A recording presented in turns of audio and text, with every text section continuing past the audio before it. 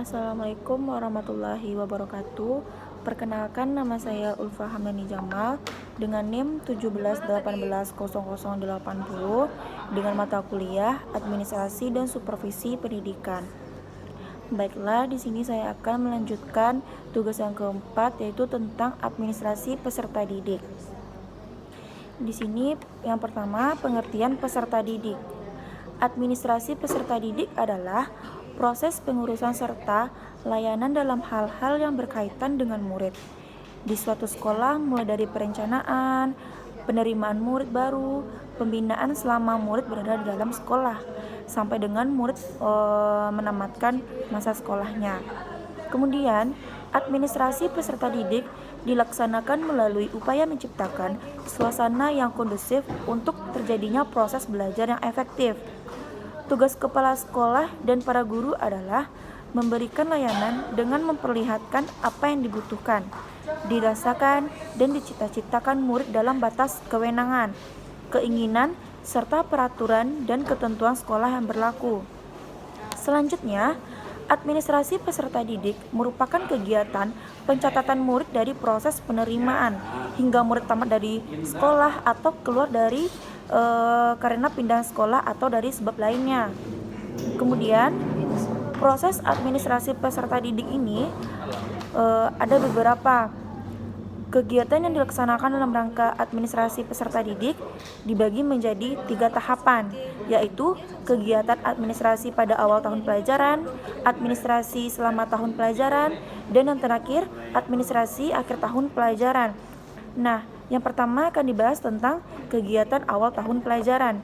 Di sini kegiatan-kegiatan dalam penerimaan murid baru ada beberapa kegiatan harus yang dilakukan. Yang pertama, penetapan daya tampung.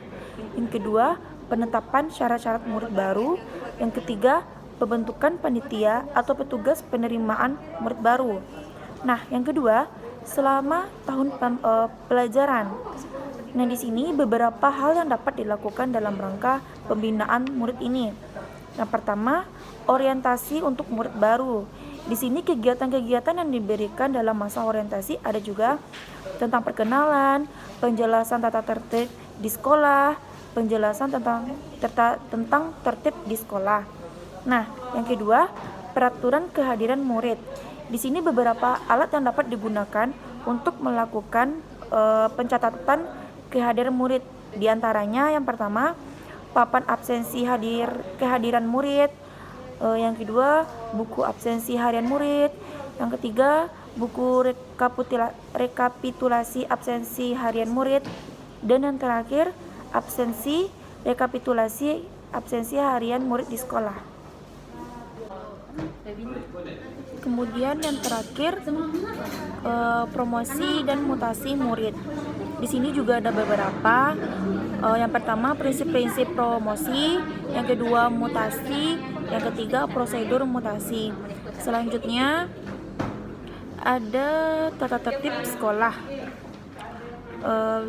Yaitu tata tertib sekolah merupakan salah satu alat untuk melatih murid mempraktekkan kedisiplinan sekolah. Berarti ini lebih ke dipraktekkan. Nah, yang selanjutnya, ganjaran dan hukuman.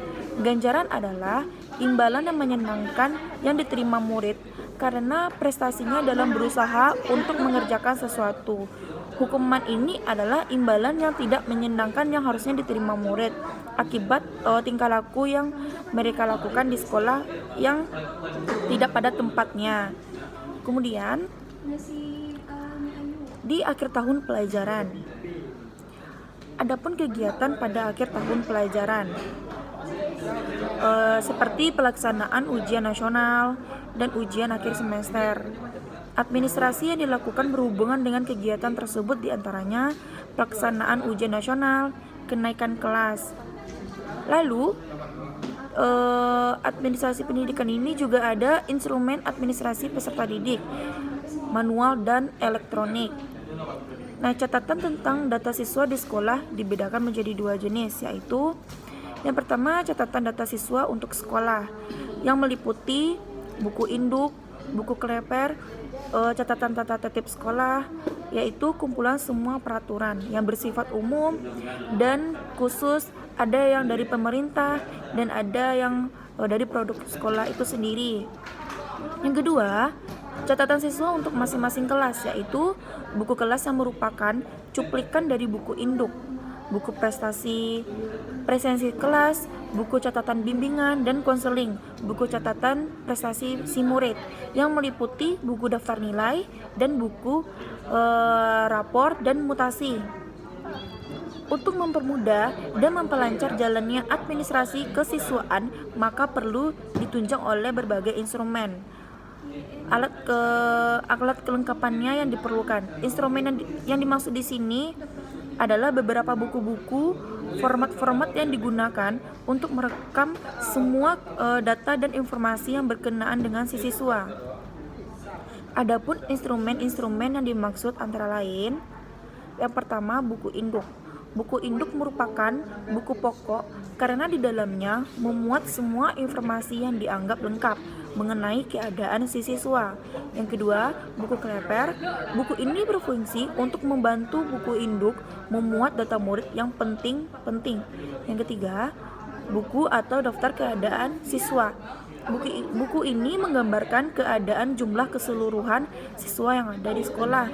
Yang keempat, daftar hadir siswa. Daftar hadir siswa ini dibuat mengendalikan keaktifan mengikuti kegiatan di sekolah. Yang kelima, file penyimpanan berkas siswa.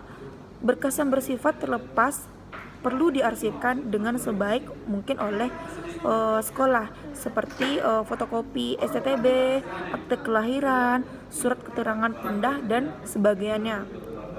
Baiklah, yang terakhir tentang peran guru dalam administrasi peserta didik. Di antaranya ada beberapa pengelolaan murid adalah, yang pertama, guru dapat dilibatkan dalam penerimaan murid baru dengan menunjukkan mereka sebagai penerimaan yang dapat melaksanakan tugas-tugas teknis mulai dari pencatatan penerimaan sampai dengan pelaporan pelaksanaan tugas. Yang kedua, peranan yang besar dalam masa orientasi yang dipegang oleh guru kelas 1. Di samping kepala sekolah, tugas guru adalah membuat murid dapat lebih cepat beradaptasi dengan lingkungan sekolah.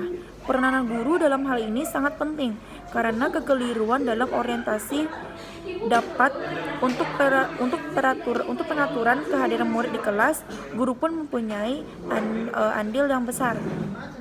Kemudian, guru harus mampu menciptakan suasana yang mendorong timbulnya motivasi si murid untuk senantiasa berprestasi di kelas.